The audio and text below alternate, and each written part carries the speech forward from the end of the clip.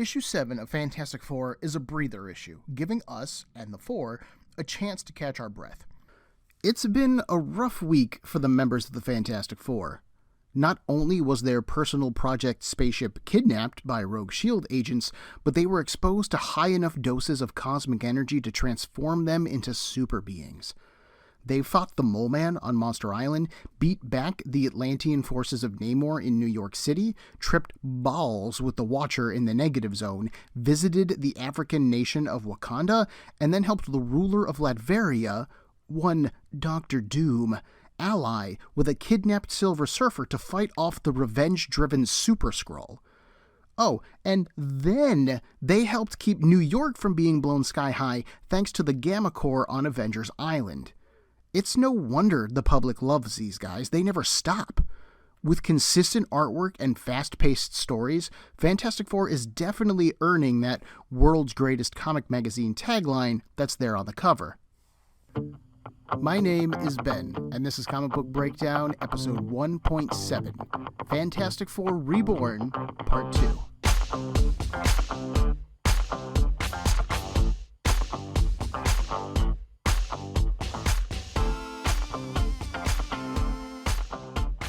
Ben's hands were burned during the events of Industrial Revolution, and we see the Four at a hospital. Sure enough, Ben's hands are bandaged, and Johnny threw out his shoulder while transporting the excess energy. I'm not sure how that works, but okay, that's fine. As a get well gift, Johnny got a present for Ben, the newest 64-bit Game Master.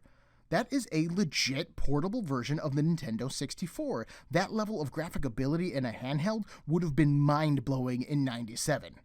But, how is Ben supposed to play it? Psych! He ain't. The game is for Johnny. A sweet cigar is Ben's actual gift, the idea stolen from Sue. Seems that Ben started swiping Nick Fury's after their run-in with Namor. Man, is this a throwback. Remember when Marvel made national news after announcing that their heroes would stop smoking? Most notably for me, Gambit, Wolverine, Nick Fury, and Ben Grimm. It's a real sign of the times that someone could present a cigar as a gift in a hospital. The Four leave, and that's when Ben gets one more visitor, Alicia Masters. Remember, Ben had to skip out on his date with Alicia to save Reed and Sue from Doom. He apologizes for that, but she isn't worried about it. She heard about the whole thing on the news. She's proud of him. We close out Ben's time in this issue here, giving the pair some time alone. Reed, Sue, and Johnny fly back to the Baxter Building, giving the Matchstick time to read the tabloids. Apparently, he's dating an actress. She wishes. And Reed has been offered a $1 million deal to star in an adult film. This gets a knowing look from Sue, who says that people would know why he's really called Mr. Fantastic then. Reed smiles, but it's short-lived because one of his alarms goes off. No need to be alarmed. Yeah, I went there. This isn't an attack. One of his experiments is nearing completion. At the Baxter Building, Reed introduces us to a big door. Ever since their encounter with the Silver Surfer and further study of the prototype's black box, Reed has come to believe that the cosmic energy that transformed them came from the Surfer's wormhole. Johnny is unsure of what that means, so Reed gives the long version. Imagine that space is a ball. Now imagine someone tunneling a hole from one side of the ball to the other. That is a wormhole, and that is how the Surfer travels through space. Sue then asks if there is anything inside of that space, and that's what Reed aims to find out when he goes inside of it. Sue will not let him go alone. They're a team, and their fates are one. So the three don new, more armored-looking costumes and prepare to enter what Reed calls the Negative Zone. The doors open upon a whole new universe. The three climb into their inner spaceship and head on in. The trip opens with minor problems. The space between their reality and this one is one where matter and antimatter are in flux, shifting from one dimension to another. This has knocked most of their craft sensors offline, but Reed isn't worried. The ship will adjust to the new environment, which is good because things start to get hairy when Johnny spots someone out in the zone. Reed is pretty floored by this. The odds of someone living here are pretty low. But Johnny's right. Blastar, the living bomb burst, takes this expedition as an invasion and attacks. I love Blastar. He's such a dumb character. He pretty easily trashes their ship, but stops when a large-headed shadow orders him to. Blastar recognizes the alien and retreats, leaving our helpless heroes at his mercy. This figure says that fate has plans for the three. A greater destiny lies ahead. Reed wakes up first, confused as heck. Things only get more confusing when a madman with 3 metal claws sticking out of his fists approaches, ranting. The figure passes right through Reed in order to attack another Reed. But this one is older. As events continue to move around him, we learn that the clawed man is Wolverine, and there are other superpowered people around as well. Reed looks at his chronolog wristwatch and is pretty shocked to learn that these events happened in the past, before the Fantastic Four ever existed. But Ben and Johnny are there, and they clearly still have powers. This leads Reed to another thought. He isn't in the negative zone anymore. He must be in another reality. But how? And it gives him an odd sense of deja vu, like he's been present at this meeting. But if he does share a connection to this other Reed, the one from the past, what happened to past Reed in the future? Where is this guy during Reborn Reed's time? This is when the shadowed figure stops the vision, and we move on. This time, it's Johnny's turn to experience a vision. And hey, he's at a wedding! Between Alicia and Ben. Hey, this is pretty great. I mean, they can't see or hear him, but this isn't their marriage. Alicia is marrying someone else. But who? Johnny is absolutely shocked to discover that he is the one getting hitched. Just as he questions how this could happen, the alien reaches out again. There's one more to go. If you hadn't guessed yet, Sue is our next stop. She's in Central Park during springtime, her favorite time of the year. Sue notices a little boy wearing the 4 of the Fantastic Four's logo, but they haven't licensed any clothing yet. The boy's nanny calls him Franklin Richards, which was the name of Sue's father, and gee, doesn't he look kind of familiar? Shocked, Sue turns to watch the boy run to his mother, and that woman is her. As other Sue and Franklin talk, reborn Sue falls to the ground. We then learn that her doctors told her that she couldn't ever have children. That's why she threw herself so totally into her work. Emotionally destroyed, the alien appears, this time with Reed and Johnny. He introduces himself as the Watcher. When pressed for why he did all this, the Watcher explains that he has only shown them what they already knew on some level, that another world exists, that they are tied to it, and that it may be restored if they're willing. If they don't, the results could have an impact upon the entire universe. Having done too much already, the Watcher waves his hand and vanishes, leaving our heroes in Reed's lab. He immediately jumps into science work, but Johnny stops him, motioning him towards Sue. She needs him. We end on the other side of space, where the Silver Surfer has finally returned to his master, Galactus. The Surfer reports that Earth is ready for consumption, but he also cautions patience. Earth is a strange place. Some of its inhabitants even risk their lives to help him. But Galactus cannot wait. His life force has grown dangerously low, and he must feed. Despondent, the Silver Surfer leads the way. Wow, okay, that was kind of a gut blow for a breather issue. We have lots of story ground to cover, but first, I want to note the change in art. Issue 7 is Brett Booth's debut as penciler, a role that I believe he maintains until the end. Booth's art is fairly similar to Lee's. The characters look basically like Lee's version. Booth has some weird faces throughout, but they aren't terribly egregious. I feel like the art really shines when the negative zone is revealed. I like the armored costumes that Booth created, short-lived as they are, and he sells the zone. Strange-looking planets, exotic energies, all with some brilliant colors by Jessica Fufner and Wildstorm Effects. The updated costume on Blastar works. It's not a real change, but it's fine. In classic continuity, Blastar is a gray-skinned, hairy squat figure, and he's pretty much the same here, just with a cleaned-up costume. There's one weird panel where Blastar is shooting the ship to his left, but is still looking ahead. And I mean, I guess he could be such a good shot that he can Hawkeye that craft, but Blastar has always been a bit stupid, so I find that thought a bit hard to swallow. So let's talk story. The big news, although not what's important to me, is that Wolverine is on the cover, and it's brown suit Wolverine, so not even the then modern feral Wolverine. Now, the alternate universe scenes are here to cement, once and for all, that the Reborn universe is connected to the standard 616 universe. Reed's flashback is set within the events of the Fantastic Four vs. X-Men miniseries from 1987, actually. Johnny's vision of marrying Alicia was a plot that ran from Fantastic Four Volume 1, issues 269 to issue 300, even though it was eventually undone. Unfortunately, I don't know enough about the Fantastic Four to pinpoint Sue's scene. For all I know, it was made up for this issue. If anyone out there can prove where it came from, I would love to know. So any thoughts I might have had about this being a separate publishing line are now gone.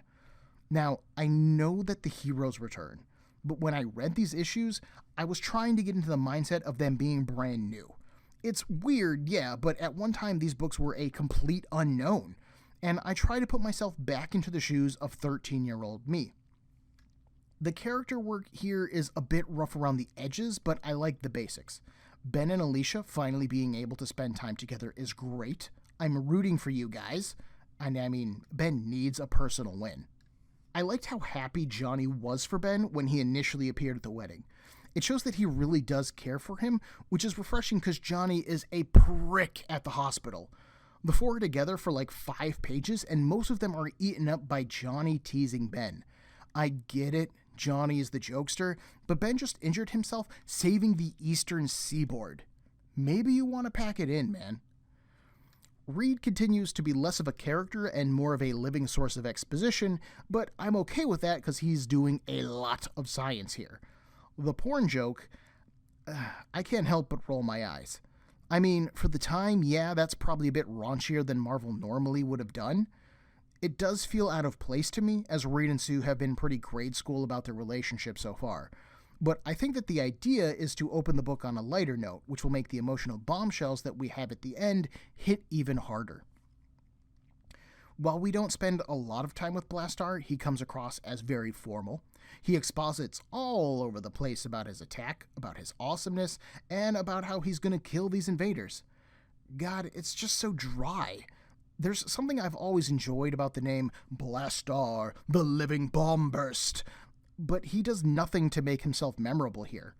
We also meet the Watcher, who may or may not be the Watcher. It's kind of hard to tell. He clearly knows about the two universes, but is he from the Reborn universe? Or is he from the 616 universe? The Watcher did appear at the end of the Onslaught event, hinting that he knew that the heroes weren't dead. He's also as mysterious as ever, clearly violating his oath to only observe events, not meddle in them. Well, you sure are meddling your butt off, man. Which leaves Sue's bit. I'm pretty uncomfortable with this development for a number of reasons. The first is that I really like Lee and Choi modernizing Sue by making her CEO of Storm Industries. It gives her a sense of intelligence, of importance. It communicates so many skills that Sue has, but that never stand out.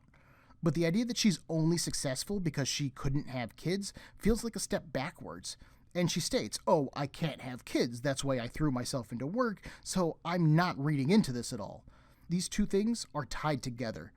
I feel like I'm being told that Sue could either be a mother or successful, but not both. I also don't like it because this version of Sue was originally 616 Sue. So, unless 616 Sue had pregnancy complications, it doesn't make sense that one could while the other couldn't. Now, if Sue had a tubectomy in the 616 after having Franklin, which then led to Reborn Sue not having kids, I'd say that's both emotionally terrifying and yet kind of interesting, but from a plot perspective. Or if Reborn Sue was created by Franklin but based on his memories of his mom, why make her unable to have kids? That would just be a jerk move on Franklin's part. And then we have the further bad news that Galactus is on the way. And the Four have always stopped him in the past, but we aren't dealing with the classic Fantastic Four. We'll follow the background plot of Galactus into our next issue, which also introduces the reborn version of the Inhumans. Oh, and one more little thing. Remember how I commented on Sue's Fantastic Four underwear at the start of Industrial Revolution? How I figured she must have licensed the underwear and what a cool idea that is? Well, it isn't true. When she sees Franklin, she outright states that the four haven't licensed any clothing. So that means that she had the bra and panty set made custom. Is that a weird thing to pay attention to? It sure is. As I started to read issue 8, I realized that I've read it before. Now, I know that I've never read all of Heroes Reborn Fantastic Four. When I was a kid, I could only regularly buy one comic, and that was Uncanny X-Men. But when I could scrape enough money together, I bought whatever looked coolest to me. And let me tell you, the cover looks cool. Brett Booth filled this cover. We've got the four looking heroic and the mysterious Inhumans bursting out of a glowing blue ball of energy. Everyone is sleek, shiny, muscular, and it's just a clean cover. And the colors just pop, especially the Human Torch. How could I, a clueless 13-year-old, resist? Oh, well, great. Franklin is back to torment his not-mother. Sue wakes up just in time for his ghostly form to fade away, her cries of shock and despair awaking Reed. He holds her and suggests that they take a vacation. They've been through so much lately, but Sue turns him down. It was just a nightmare, and she's eager to finish a project that she's been working on. What project is that, you ask? Ben and Johnny. The pair are holed up in the training room, undergoing an exercise in teamwork with Sue monitoring. They manage to pull it off, and Sue tells them to get dressed for a museum exhibition they've been invited to. Reed has gone on ahead, and, thanks to these two jokers, they're running late. The pair scoff, Johnny commenting about how much of a mother hen Sue has been lately, and Ben agrees. She's been treating them like kids instead of superheroes. Ouch. Clearly, these two don't know about her inability to have children, or I'm sure they wouldn't have made such hurtful remarks. Booth really sells it, though, ending on a panel of a clearly hurt Sue. We then move to the museum, where Reed runs into Tony Stark. It's a bit of a surprise that they're both there. Tony's date dragged him, and Reed is eager to talk to the doctor doing the presentation. Archaeology isn't his forte, but his discovery interests Reed nonetheless. This doctor recently discovered a tablet while on expedition in Tibet. The stone tablet appears to indicate the existence of a pre-human civilization. While that's rightly shocking on its own, it's particularly shocking to Reed. He has seen similar carvings in the tunnels on Mole Man's Island. The rest of the four arrive, along with Alicia as Ben's date, and they make their way inside. The story mostly focuses on Johnny, who spots a beautiful lady and starts to chat her up. Her name is Frankie, and she's here with her date.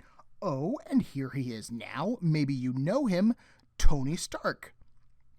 Humiliated, Johnny backs off. Frankie berates Tony for intimidating the young man.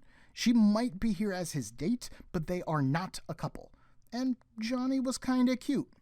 Tony offers to go talk to Johnny, but he doesn't get a chance. There's a loud crash as a woman breaks through the skylight above. She's come to reclaim the relic, she spouts with expository ease. For it's sacred to her people, and she's not afraid to use her powers in its retrieval. The Thing jumps in and tries to stop her, but she shocks him out. Note that she does call this a psionic blast, but I know who this character is, and she doesn't have psionic blasts. She does have elemental powers, which would include electricity, and the energy effect is like yellow lightning. So there. I'm retconning this one. The intruder escapes to the roof, which I guess is where Johnny went to clear his head because he hits her with a flame burst. The attack dislodges her mask, and she's beautiful. The woman explains that she's only trying to defend her people. Johnny is totally taken with her, and he flames down, leaving him open to Gorgon's attack. The kick sends Johnny flying into a brick wall where he smacks his head. This woman, Crystal, is upset about him being hurt. She is supposed to be leading this mission, and she didn't want any innocents to get hurt. Now, this human has been injured and become her responsibility. The two newcomers are Gorgon and Karnak, both hilariously dressed. Gorgon, despite his name, is a generally good-looking dude with the legs of a bull and the attitude to match.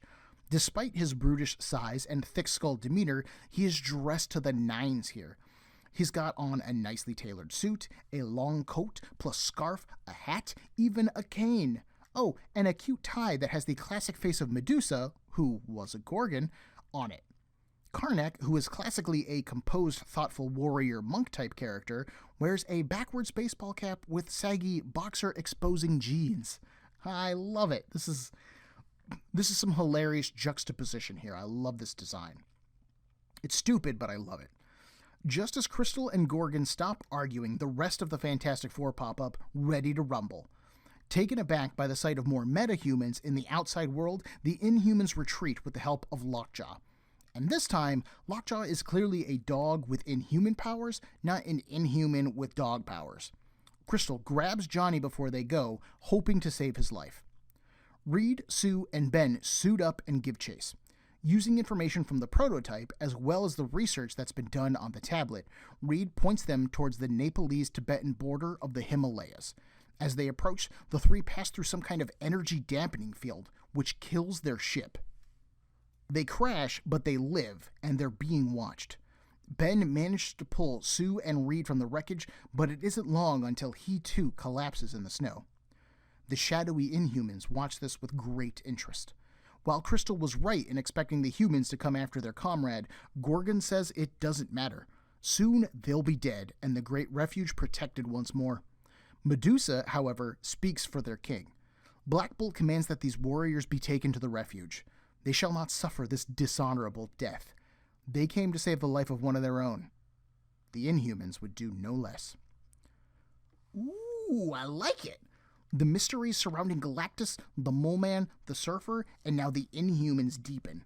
We've already been told that Galactus seeded life on Earth. What if, in the Heroes Reborn universe, that was literal? What if Galactus dropped some kind of life pod on the planet that caused evolution? And prolonged exposure could lead to strange, possibly inhuman mutations. That could explain the monsters on Mole Island, too. So, yeah, I'm guessing that Terrigen, which classically is what gives Inhumans their powers, is some kind of like evolution juice. I love the idea. Again, it's a very smart way to tie all of these disparate pieces of Fantastic Four lore together. The stuff with Sue is heavy, but I have to admit that I appreciate Lee and Choi bringing something new there. Sue is classically the mom of the four, but adding this new note of sadness and bitterness is interesting. It makes me all the more happy for 616 Sue and her kids. I was initially thrown by the introduction of Frankie at the museum. I think that she might be Frankie Ray, who goes on to become one of Galactus's heralds in the 616 universe called Nova. So are we really introducing that into the Reborn universe? It's just, I don't know, it seems ill-timed. But I think that she's mostly there to indicate that Johnny is lonely. When Tony shows up, Johnny looks to Reed and Sue, then to Alicia and Ben, and he sees people who are happy in their relationships. Here he is, making a fool of himself. So I think that this is meant to show why Johnny drops his guard with Crystal so easily. Yes, she is beautiful, but he's also looking for someone, which is sweet and a little stupid given who he falls for. Nice job, Johnny. In terms of design, there isn't really much new that's brought to the Inhumans. Gorgon is smaller than usual, and Crystal does first appear wearing bio-organic armor, but the rest look pretty much like their standard 616 selves. And this doesn't terribly bother me. There's a good balance of colors amongst the royal family. Their costumes all look different, making them stand out from each other, which I appreciate. Other than a printing error switching pages 13 and 14 and some pretty stiff dialogue, this is a solid start to the next arc of the four. Issue 9 opens in the deepest reaches of space and introduces the reborn Firelord. Firelord is pretty much a fire-based version of the Silver Surfer, but instead of a board, he has a flaming Q-tip as his weapon. He made a deal with Galactus to spare his own world, and in exchange, he would act as his herald, finding new worlds for him to consume. Firelord practically vomits expository dialogue through his appearance here. We learn that Galactus did indeed drop what are called catalyst pods on uninhabited worlds, seeding them with life. This particular pod that he's working with malfunctioned upon impact, and, as Firelord fixes it, he's contacted by Galactus. With the news of Earth's ripening, Galactus is to head to it, and he wants all of his heralds there. The Surfer and Terrax are already on their way. Firelord opens a wormhole, and he vanishes. Now, I might be wrong, but I think this is the earliest time that I heard of Galactus having more than one active herald. He's had lots of heralds in the 616 universe, but they always go rogue for one reason or another, forcing Galactus to either create a new one or somehow get the Silver Surfer back. I mean, having more than one makes sense to me. Galactus needs to eat whole worlds, and finding inhabited ones can't be easy. Having 3 heralds out there searching should fill the world either up rather quickly. Speaking of 3, Reed, Sue, and Ben were taken into Inhuman custody last issue, and are now being escorted somewhere. They recap what they're here to do, to find Johnny, and that Ben wants to punch things. Like, really wants to punch things. And Reed's belief is that this place, the Mole Island, and the Surfer are all connected. Just as they're wrapping all this up, they arrive at the throne room. They're surrounded by Inhumans, and at the end of the hall rests the royal family. Overlooking the whole shindig are 4 statues: Galactus, Firelord, the Silver Surfer, and Terrax. Reed theorizes that these statues must be the Inhumans' gods. Neat. Medusa, Queen of the Inhumans, explains the basics. This place is Attilan, home of the Inhumans, and has gone undiscovered for nearly 2 millennia. The Inhumans are ruled by Black Bolt, and it's his job to decide their fate. Now that they know about the city, all of Attilan is at risk. Sue pleads with the king, explaining that they're just here for her brother and that they'll keep their secret. Black Bolt, through Medusa, says that the 3 shall remain in the city. And our heroes cut off the rest of that sentence, and we get several pages of misunderstanding fighting. Both sides give as good as they get, and we see some pretty new power usages. Reed acts as the rubber band of a slingshot and fires Ben at the building, cutting the Inhumans off. Sue also blankets them in invisibility, something that she hadn't done before in the Reborn universe. They're spotted by, get this, Johnny. Again, despite little training, Johnny can see their heat signatures. This guy gets power upgrades like he pays for them. At his side is Crystal, and for a moment, Ben fears that the torch has gone native. Johnny explains that they've read the situation totally wrong. The Inhumans wanted their help. Medusa explains that the Inhumans get their powers from Terrigen mists, which come from a maze-like series of tunnels underneath Attilan. Black Bolt's brother, Maximus, has recently ventured into the caves, breaking with years of tradition. After that, the mist stops flowing, and strange monsters started emerging from the caves. The Inhumans have been fighting them off, but they were forced to seal the tunnels. This is where it loses me. To solve all of this, the Royals decided to go into the caverns and figure this out. But to do that, they need the tablet, which is why Crystal retrieved it. Apparently, the tablet was hidden years ago to keep its dangerous secrets safe. But once the Inhumans had them all, they couldn't read them, which is when Johnny suggested getting help from Reed. So an isolated society made a recording of how to find the mists because they're dangerous, but then hid those recordings because they're dangerous. And that isolated society then developed a whole new form of writing, making the original unreadable. Nor do they have historians or archaeologists of their own who study this stuff.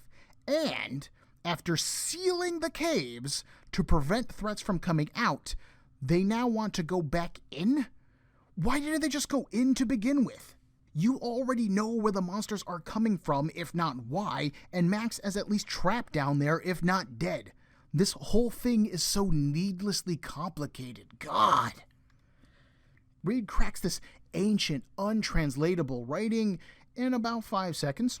Turns out it's a map, which the Inhumans knew it was because they needed it to guide them through the caves, but I guess they couldn't read the map?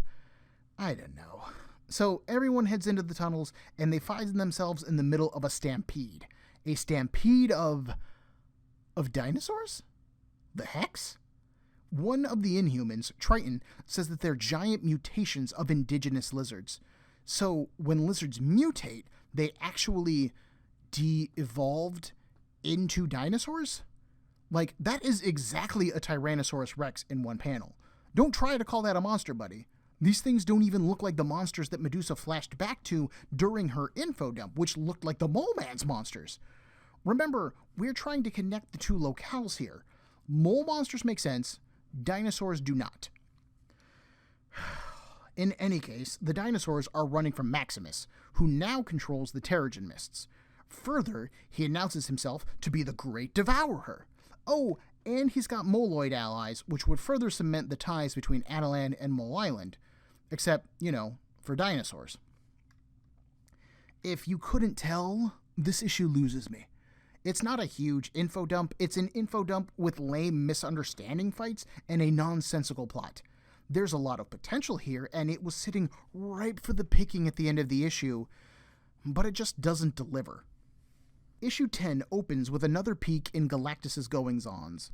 This time, he's with a new herald, Plasma, who I think is a Heroes Reborn original and a woman, so good for her.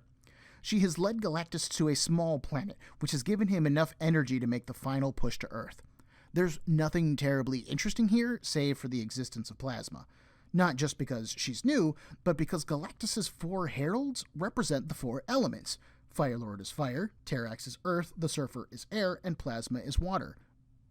Remember back in episode 1 when I said that the Fantastic Four took on attributes of where they landed? Well, maybe they didn't. Maybe the Power Cosmic has, preset affinities for the 4 elements. That might also help to explain the Super Skrull's powers as well.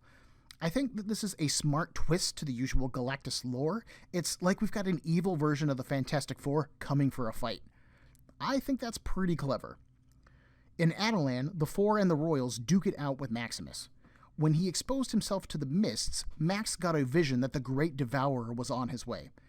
Yeah, this does contradict his claim last issue to be the Great Devourer, but Maximus is often called the Mad in most of his appearances, so let's chalk this one up to mental instability, okay? He also claims that he's going to save Attilan by evolving everyone with the mists, so that they can fight back. He's been experimenting on the Alpha Primitives, which I think is inhuman for the Moloids in this universe, and now he has a brawny army of mutations at his fingertips.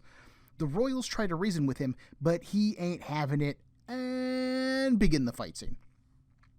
Reed states, using the same knowledge of things that cannot be deduced without evidence that he used so well in the S.H.I.E.L.D. helicarrier, that Maximus must be controlling the monsters through telepathy. To stop the monsters, they need to stop Max. And to stop Max, they need to get through the monsters. Crystal manages to push through, but Maximus mind blasts her and claims her as his queen. The Torch tries to give chase, but Maximus blasts the roof and collapses the tunnel. This slows our heroes down for but a moment. Black Bolt steps forward and whispers, his voice unheard. This unleashes a powerful blast of energy that destroys the debris. They press on, cornering Max at the creation device, source of the Terrigen. He places Crystal inside, but only just as the heroes burst in. The Torch dodges Max's blast and knocks him out. Hell yeah, Johnny! The Royals remove Crystal from the device, and she appears okay. They still want to get her to the healers, though, so they book it. The next day, there is feasting and rejoicing. The Fantastic Four are now welcome as friends of the Inhumans. They return the kindness, vowing to keep the secret of Attilan. Johnny and Crystal say their goodbyes and finally kiss. Then, the 4 are teleported home by Lockjaw. But we ain't done yet. An epilogue takes us to Latveria and a recently finished rebuild of Castle Doom. A huge suit of armor materializes in Doom's inner sanctum, opening to reveal Dr. Doom? Mystery Doom then spouts some foreboding nonsense and passes off a memory card to Doom. Then he just vanishes, pops out of existence. Doom studies the card, recognizing the design. It appears to be a more advanced card for his chrono displacement mechanism. That's bad guy for Time Machine. He replaces his old card with the new one, and is intrigued. And so am I. I have no idea what's going on with this. I'm pretty familiar with the Inhumans and the Galactus stuff, so that stuff doesn't really amaze me. But I genuinely don't know what this is about. It could be anything. This issue overall is pretty light. It's mostly a big fight scene, well executed by artist Ron Lim and a whole horde of inkers, including Richard Bennett, Mike S. Miller, and Homage Studios. I'm actually a longtime fan of Lim's work. His stuff is dynamic, action-packed, and he does a good job with the acting as well. If I have any complaints about his work, it's that it seems to lack variety. There are facial expressions in this that I've seen in X-Men 2099, blows that I felt in J2. Nothing here stands out, and his work feels much more animated and cartoony when compared to Jim Lee and Brett Booth. This isn't naturally a bad thing, I just don't feel like he's a natural follow-up for them. That said, there is something to be said for an artist who can maintain this level of quality and crank out pages like Lim does. The man is a workhorse, and I mean that in the best way possible. I feel like the story is missing a climax, though. We know that Max is foretelling the arrival of Galactus. The past 4 issues have shown us that in blatant ways, so there's no weight to his prophecy. Nor does he feel like a threat. He either needs to go bigger and have some way to spread the Terrigen through Attilan, which our heroes would then stop, or go smaller and actually threaten Crystal. I mean, he does capture her, he does get her in the machine, and none of it matters. She's fine. Despite being in the device, she suffers no consequences. Great evolution machine there, Max. What a genius. I think that this story is missing a lot. There's no depth, no character, no threat. The Inhumans never feel threatening in their interactions with the Four, nor did Johnny and Crystal get enough screen time to properly develop a relationship. At its best, this is just meant to be a rollicking adventure story, and I feel like it fails. If the opening arc of this book was 5 stars, then this is a 3 at best. It isn't bad, it's just nothing special. And it could have been. This arc should have been about Johnny and Crystal's Romeo and Juliet style romance. So we open with Johnny longing for a relationship like what Reed and Sue or what Ben and Alicia have. Crystal attacks the museum wearing her bug suit, which she needs now because she doesn't have powers yet. We'll get there. She nabs the tablet, Johnny gives chase, pins her, looks at her, and bam, love at first sight. It's also, bam, Gorgon attacks him, and it is super effective. My second change would be the appearance of the Inhumans. I'd play up all of their more disturbing attributes, really push for the title of Inhuman. I mean, this society isolated itself because of their appearances and powers, right? They were afraid of persecution from humanity. So now, Gorgon is massive and hairy, Karnak's head is huge, Medusa's body is shriveled because she uses her hair for all of her movement. Hell, make it so that her physical body is made of hair. Underneath it all is her actual body, which only moves because the hair has surrounded it, moving it like exterior muscles. Black Bolt's costume is a power regulator, like something like a straitjacket meets a gimp suit. The suit channels the vibrations from his mouth to the tuning fork, which is now embedded in his forehead, allowing for controlled blasts. And Crystal doesn't want to undergo Terrigenesis, the process the Inhumans undergo in order to reveal their hidden potential. She likes how she looks and has been protesting for months. She even designed this battlesuit to augment herself, just to prove that she's useful. We could even have it that Crystal is Attilan's resident archaeologist, and she was using her suit to excavate a site when she uncovered the tablet. But some humans heard her working and investigated. She freaked, having only read the barest hint of the tablet, and then the humans claimed it as their own. She went after it without informing the royal family, trying to hide her mistake. When they got word of this, they sent Gorgon and Karnak after her. Back to where we were. The Four show up, the Inhumans panic, kidnap Johnny, and bounce. The Four give chase, their craft is shot down by Black Bolt, and they're taken captive. Hell yeah. The next issue opens with Crystal watching over Johnny as the healers, including Maximus, fix him. She's just gazing at him, captivated by his own beauty and warrior spirit. Max's scans reveal that Johnny is infused with cosmic power, a fact that he logs away. When Johnny comes to, he lights up, surprising everyone. Crystal calms him down and then takes him on a tour of the city. This is where we learn the vague history of the Inhumans, and Johnny is captivated. Man, says he, I wish Reed and Sue were here to see this, they would freak. Oh, and Ben too, I guess. I mean, he'd probably fit in better here than I do. And Crystal is like, oh no, you're stuck here. The only way outsiders can leave is if they're dead, that's the law. Black Bolt has spoken. You're lucky he didn't kill you already. In fact, she looks down sheepishly, I managed to talk him out of it. But Johnny isn't listening because he's freaking out. He flames on and tries to bolt, but the Inhuman guard take him down. He's taken to the prison and discovers that the Four are already there, captured themselves and awaiting execution. He feels like he's been betrayed by Crystal and his heart is broken. Crystal goes to Black Bolt and argues to free the Four. They were only trying to help their family, who only got pulled into this because of her. She is responsible for their safety and welfare. Would the Inhumans do any less if they were in danger? An Inhuman would not question her king, Medusa argues back. An Inhuman would accept their place and undergo Terrigenesis. This is where, as a reader, we learn that Crystal fears what her role in the society would be. Inhumans are tasked with jobs based on their powers, and Crystal fears the shackles of fate. They would argue back and forth, but Black Bolt is ultimately unmoved. The Four are a threat and need to be eliminated. Bounce back to the cells. Maximus approaches Johnny and offers him a deal.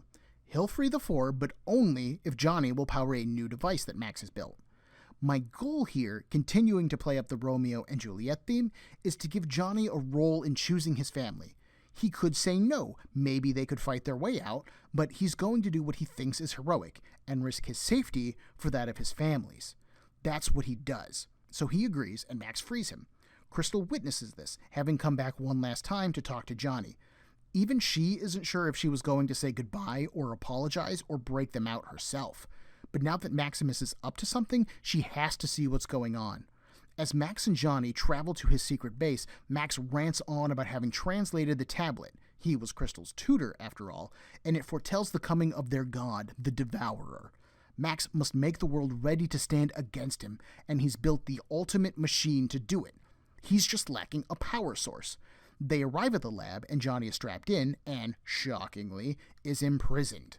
Max activates the device, which begins to not just draw power from Johnny's flames, but the power cosmic in his body as well.